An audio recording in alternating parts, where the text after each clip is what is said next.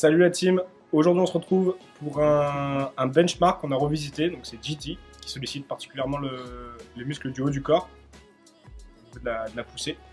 On va faire 3 tours, on va commencer à chaque fois par 30 double under.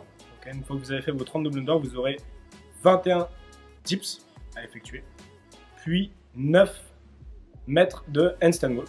Okay, ça c'est votre premier tour, votre deuxième tour est composé de 30 double under, 15 dips, 15 handstand push-up. Et sur le dernier tour, on aura donc 30 double under, 9 dips et 21 push-up. Il y aura deux façons d'aborder cet entraînement. Première façon, je ne maîtrise pas tous les mouvements, donc ce sera plutôt skill et renforcement.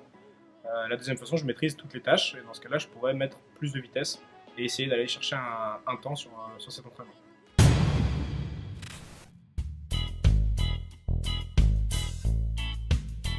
Alors, pour la démonstration du premier mouvement, les double under, comme Hugo peut nous montrer. Donc, tout simplement, au lieu de faire un tour, vous faites 2 tours de corde à sauter.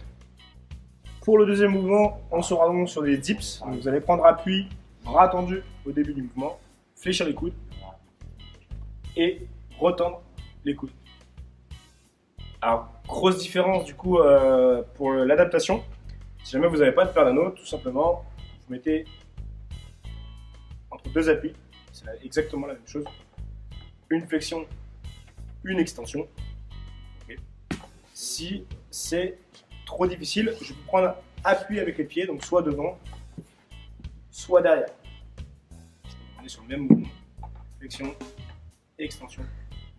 On va garder le bassin au milieu des deux mains, même, pour éviter de passer sur une push-up.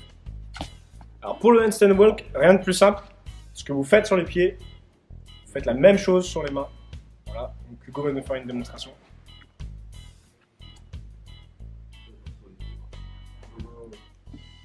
Voilà, donc tout simplement, une main après l'autre.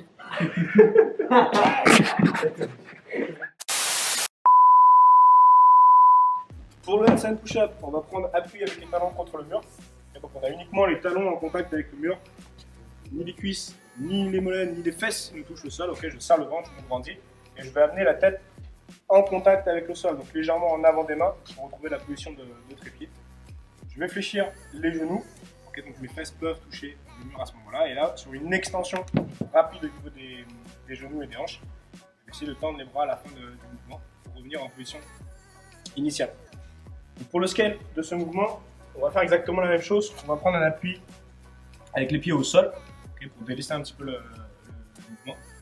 Et on va reprendre du coup la même position, basculer les épaules en avant des mains, venir toucher la tête au sol, garder le menton proche de la poitrine, okay, donc les coudes légèrement vers l'arrière. On retrouve la position de trépied.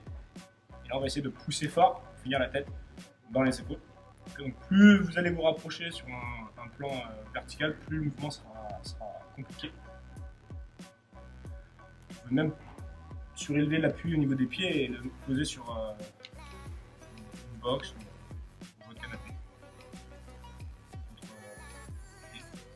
Une chaise. Tabouret. Ah, il y avait aussi le lave-linge. Le lave-linge aussi. Pour le push-up, pour les push-ups, on va chercher une position de planche. On serre les fesses, on a les épaules qui sont alignées avec les hanches et les chevilles. Okay, on va basculer les épaules en avant des mains en conservant son ménage. C'est uniquement une flexion des coudes, poitrine au sol, je repousse fort okay, pour retrouver ma position initiale. Et le mouvement il est uniquement au niveau du haut du corps, flexion, extension au niveau des coudes. Et on ne vient pas relâcher le bas du dos et monter la poitrine en premier. On fait une push-up. Là, voilà, nickel. Donc ça c'est réservé à l'honneur.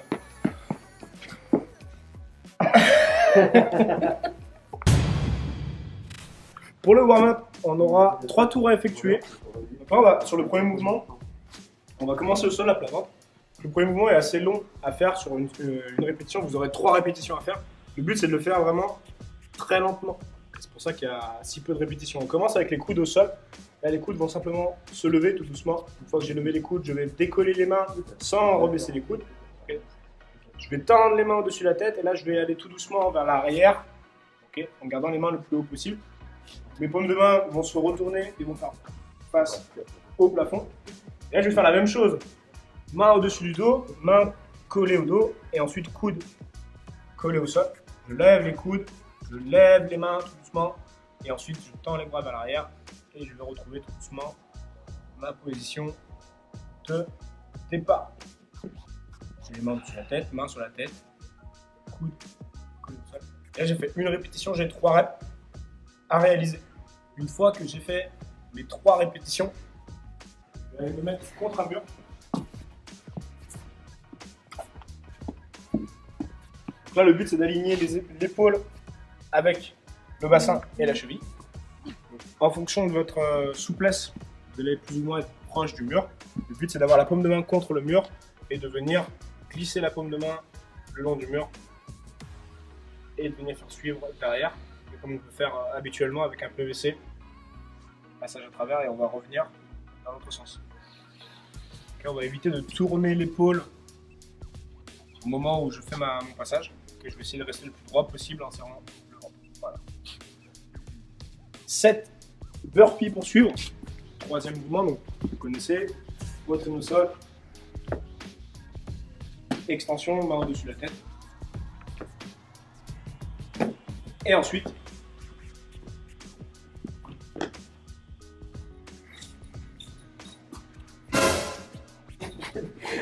on aura 90 simples pour terminer votre premier tour. Et donc là, le but, c'est vraiment rebondir cheville et se concentrer sur le mouvement du poignet. Et c'est de relâcher un petit peu les épaules, relâcher un petit peu les bras. On fait uniquement sur cette pliométrie au niveau des chevilles et ce mouvement au niveau des poignets.